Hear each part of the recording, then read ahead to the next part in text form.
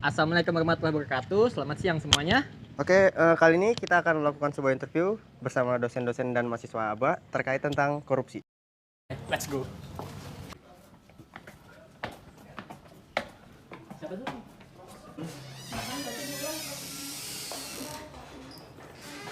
Yang pertama, kita ingin menanyakan pertanyaan pertama, Mem ya. Itu apa itu korupsi, Mem? Kalau menurut Mem Susar sendiri. Korupsi adalah tindakan untuk di luar daripada aturan yang berlaku. Jadi melebihkan atau mengurangi dari yang semestinya. Kalau dari Mem sendiri, cara mengurangi kasus korupsi di Indonesia itu menurut Mem bagaimana? Cara ya kalau kembali lagi kalau untuk mengurangi korupsi, kesadaran diri sendiri ya, kesadaran diri sendiri dan tanggung jawab moral, tanggung jawab sosial pada masyarakat itu. Di tanggung jawab moral kita kepada Tuhan dan tanggung jawab sosial kita kepada masyarakat. Jadi balik lagi ke kesadaran diri sendiri ya, Mem? Kesadaran pada diri sendiri. Oke, pertanyaan terakhir, Mem ya. Kalau dari Mem, seberapa besar sebenarnya peranan pemerintah itu dalam penanggulangan tindakan korupsi, Mem? Sebenarnya pemerintah sudah memberikan regulasi untuk mengantisipasi korupsi itu. Namun demikian kembali kepada oknum atau orang yang bersangkutan. Regulasi tetap ada, peraturan tetap ada, dibuat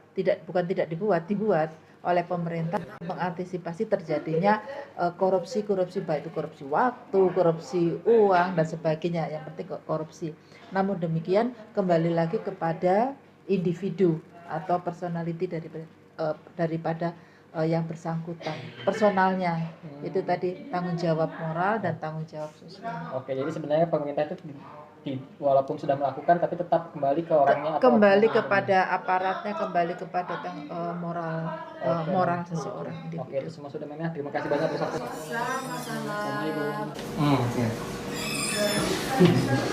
Oke, baik Sir. Kali ini dulu aja, berdiri semua. Pertanyaan pertama yaitu apa maksudnya korupsi? Apa itu korupsi? Jadi korupsi itu tidak hanya bisa berupa uang, tapi bisa juga tindakan. Jadi tindakan yang koruptif, yang merugikan orang lain, itu korupsi. Jadi tidak hanya bisa berupa uang, tapi bisa dalam bentuk tindakan yang merugikan orang lain. Itu.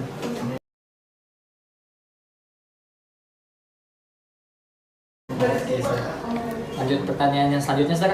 Kalau dari Seroman, jika sekarang semisal Sir menjadi salah satu susunan kabinet yang ada di pemerintahan yang sekarang lagi menjabat, seyakin apa sebenarnya Seroman tidak akan melakukan tindakan kasus korupsi tadi? Ya, itu memang sistem di kabinet itu juga kita juga belum tahu ya, karena belum pernah coba ke sana gitu. Cuma kalau kita idealis, memang kita harus merubah semua orang yang ada di situ harus dirombak. Ya. Kalau satu persatu, ya kita tidak akan menimbulkan efek gitu, atau malah kalah suara kan. Oke, berarti kalau dari Sir, yakin apa Sir kalau misalnya sering nanti menjabat, apakah Sir yakin tidak akan melakukan tindakan korupsi atau malah terhasut? Nah, kalau dari sendiri kita usahakan ya tidak akan terikut gitu. Cuma mungkin nanti bisa, yang saya dengar kan banyak paksaan-paksaan, tekanan. Jadi kalau kita minoritas ya bisa saja kita kalah tekanan gitu.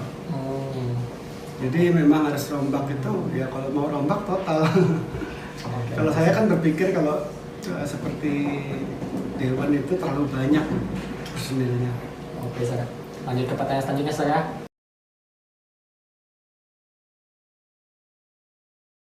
Ini kita ada dengar kabar penjara yang menangani kasus korupsi itu nanti bakal diperbagus lagi fasilitasnya. Kalau dari Seroman gimana itu tanggapannya? Saya tidak setuju karena itu uang rakyat, sedangkan mereka merugikan rakyat, kenapa kok malah diberi untung oleh rakyat gitu.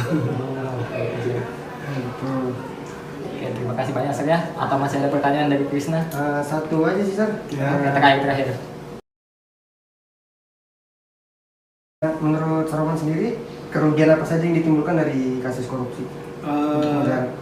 Misalkan contoh lelang, seharusnya anggarannya tidak besar, akhirnya jadi berkali-kali lipat.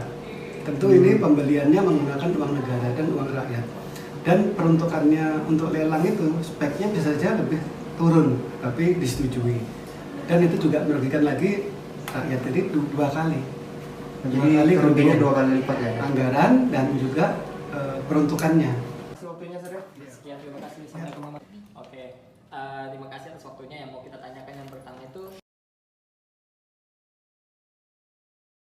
contoh dari tindakan, contoh dari kasus korupsi yang kamu tahu apa aja selain yang ada di kabinet pemerintahan gitu. Sebenarnya korupsi itu banyak macamnya. Ya paling umumnya korupsi kecil, korupsi besar. Kalau korupsi kecil berarti berada di sekitar kita, kayak misalkan menyontek pekerjaan teman, datang nggak tepat waktu, itu kan udah termasuk korupsi waktu. Terus itu seperti misalkan bikin acara pernikahan atau apapun itu, memakai perjalanan kan itu termasuk mengganggu orang lain, itu kan bukan jalan pribadi. Nah itu kan korupsi. Oke, jadi dari kamu tuh tadi ada contoh-contoh mungkin juga bisa dimasukkan, kayak misalnya mengambil jam yang harusnya tidak dipakai di jam itu terus diambil sama dosen tersebut. Iya benar. Itu masuk korupsi waktu juga itu? Iya dong. Ya, kayak misalnya kita ada dengar kabar penjara yang menangani kasus korupsi itu nanti bakal diperbaiki fasilitasnya, kayak bakal diperbarui anggaran dan Diperbagus. Ya janganlah keenakan dia, nanti malah maksudnya nggak jadi pembelajaran, kayak difasilitaskan mungkin nanti jadi tempat ada AC-nya atau ada kasur yang empuk, itu kan jadi nggak bikin jerah mereka. Tapi kan itu bagus, kayak misalnya nanti dia jadi betah di penjara, jadi nanti dia nggak bakal keluar, jadi nggak ada yang orang-orang yang bakal korupsi lagi di tempat lain karena dia sudah betah di penjara. Loh justru kalau misalkan dia di penjara kayak gitu, ya aku lupa lagi. Tahanan. Kalau misalkan tempatnya nyaman, ya kalau dia keluar berbuat lagi, kan jadinya kayak gitu. Kalau dia nggak ada efek jerah. Iya nggak ada efek jerah yang tadi aku bilang. Oke. Kalau ada efek jerah kan mungkin dia di luar yang nggak melakukan hal yang sama lagi. Oke, terima kasih atas jawabannya. Jadi tidak memiliki efek jerah kalau misalnya Fasilitasnya diperbagusin. makanya. Oke, ini pertanyaan terakhir. Ya, ini pertanyaan terakhir. Gimana harapan dari Cici soal penanggulangan anti korupsi ke depannya di negara kita ataupun di sekitar mungkin? Sebenarnya korupsi itu ya tergantung diri sendiri, individual, karena apalagi kayak pejabat itu kan pasti mereka orang yang mampu kan, tapi mereka selalu ada rasa tidak puas diri, serakah. Ya semuanya dari diri sendiri, harus tanamkan diri sendiri. Oh, soal sebenarnya mereka tuh cukup ya? Tapi Cukup, tapi ya karena dia serakah tadi, nggak puas dengan apa yang mereka dapatkan sekarang yang berkecukupan ini. Terima kasih atas waktunya dan jawaban-jawaban atas wawancara kita. Selamat melanjutkan, semoga hari ini menyenangkan. Terima kasih. Oke, terima kasih. Kembali. Oke, sekian dari kegiatan wawancara kami bersama dosen dan juga mahasiswa dari Akademi Bahasa Asing, dan kesimpulan dari kami adalah korupsi memang harus tetap diberantas sampai habis dan jangan ada tersisa, walaupun itu dengan kasus-kasus yang ada di kabinet-kabinet sana dan ada pemerintahan, kita juga sadar akan korupsi-korupsi yang kita lakukan di sekitar kita, dan marilah kita hindari itu semua. Sekian, terima kasih. Wabillahi taufiq wal hidayah. Wassalamualaikum warahmatullahi wabarakatuh.